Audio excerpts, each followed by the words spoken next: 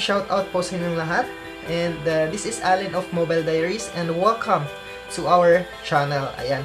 Kung bago ka po sa channel na ito, please don't forget to hit the subscribe button and the bell button para ma-notify kayo for our next video updates. So ayan guys, so sa video nito gusto ko lang pong i-share sapagkat dumating na po siya.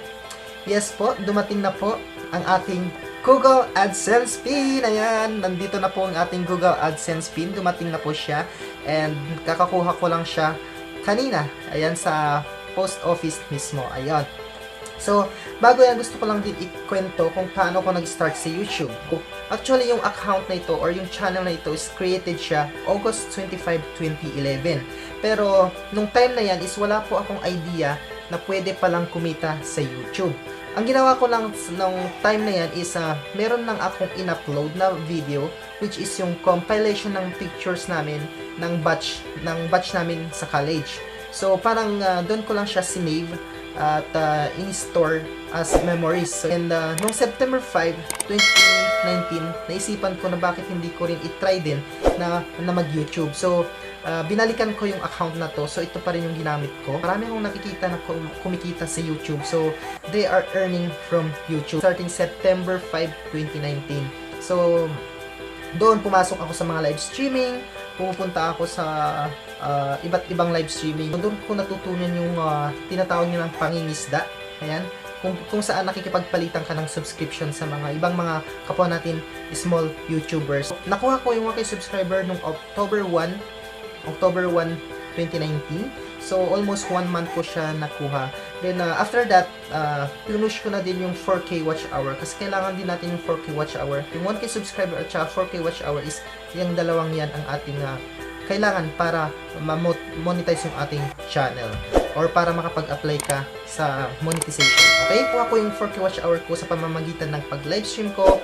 Nag-livestream ako ng nag-livestream. Nakipag-watch to watch din ako sa mga kapwa natin small YouTubers. February 14, na-hit ko na yung requirements ni YouTube. So, na-under review ako February 14. February 16, lumabas na. Nag-email sa akin si YouTube na approve na yung ating channel sa YouTube Partnership Program. So, once you are approved sa YouTube Partnership Program, doon ka na mag-start kumita sa YouTube. After that, first stream ko as a monetized channel, nakuha ko na agad yung $10 na threshold para ipadala yung ating Google AdSense pin.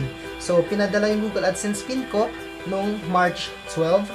March 12 siya pinadala. So, March 12, then, na-receive siya sa post office ng Cabarugis July 17, 2020. So, ganun katagal, no? 4 months ang matagal dumating. Pero I think isang dahilan kaya bakit na-delayed lahat ng mga Google AdSense pin is dahil sa pandemic na nararanasan natin. So, sa mga wala pa pong pin dyan na katulad ko na matagal din nag-antay ng ilang buwan, I advise you guys na kayo na mismo yung pupunta sa post office para i-verify nyo kung merong dumating na Google AdSense pin na para sa inyo. Yun nga, tulad ko, ako mismo yung pumunta dun sa post office, ako mismo yung nag-pick up.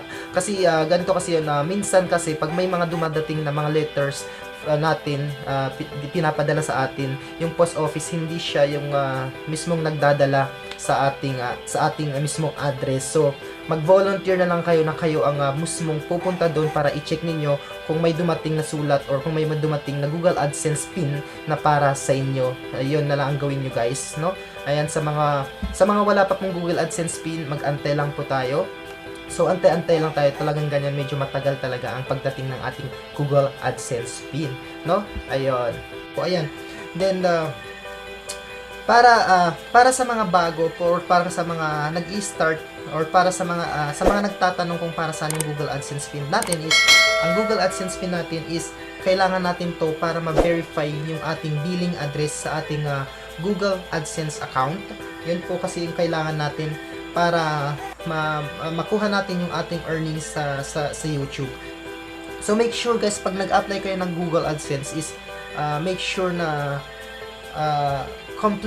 kompleto. Ilagay nyo yung complete details. Huwag kang magkakamali sa address nyo kasi doon ipapadala yung Google AdSense pin ninyo. Ayun guys.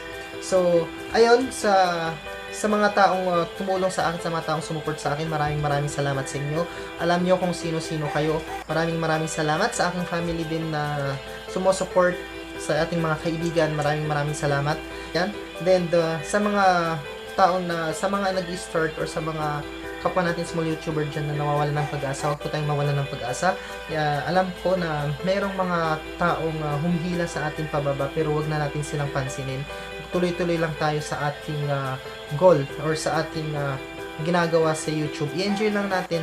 Alam natin, real talk, maraming mga kaibigan or mga relatives natin na hindi sumusuport sa atin, pero wag na lang silang pansinin. Hayaan lang sila, mga kapatid, no? Ayan guys, so kanina na-verify ko na yung aking billing address, na i-enter ko na yung ating Google AdSense pin sa aking Google AdSense account. So yun guys, maraming salamat again sa inyo. Thank you so much. And again, this is Allen of Mobile Diaries. Kung hindi ka pa po nakapag-subscribe sa ating channel, please don't forget to hit the subscribe button and the bell button para ma-notify kayo for our next video uploads. Ayan, so maraming salamat, and bye bye guys, and God bless. Mag-ingat po tayo lagi. Maraming salamat po sa inyo.